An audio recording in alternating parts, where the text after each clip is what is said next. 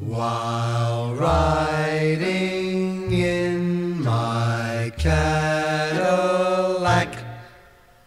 what to my surprise,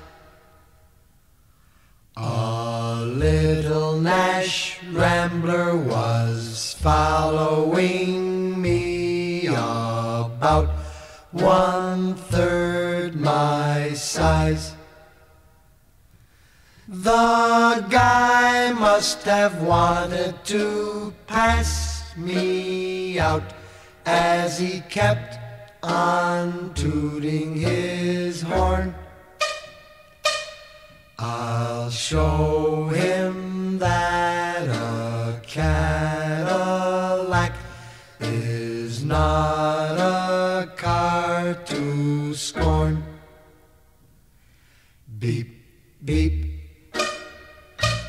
beep, beep. His horn went beep, beep, beep. I pushed my foot down to the floor to give the guy the shake, but the little Nash Rambler stayed right behind. He still had on his brake. He must have thought his car had more guts, as he kept on tooting his horn. I'll show him that a Cadillac is not a car to scorn. Beep, beep, beep, beep. His horn went beep, beep, beep. My car went into passing gear and we took off with gust. Soon we were doing 90, must have left him in the dust.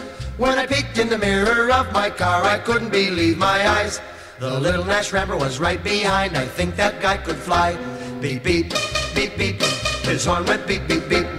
Now we're doing 110. This certainly was a race. For a Rambler to pass a caddy would be a big disgrace. The guy must have wanted to pass me out, as he kept on tooting his horn. I'll show him that a Cadillac is not a car to scorn. Beep, beep, beep, beep. His horn went beep, beep, beep.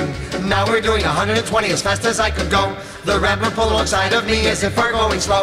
The fella rolled down his window and yelled for me to hear, "Hey buddy, how can I get this car out of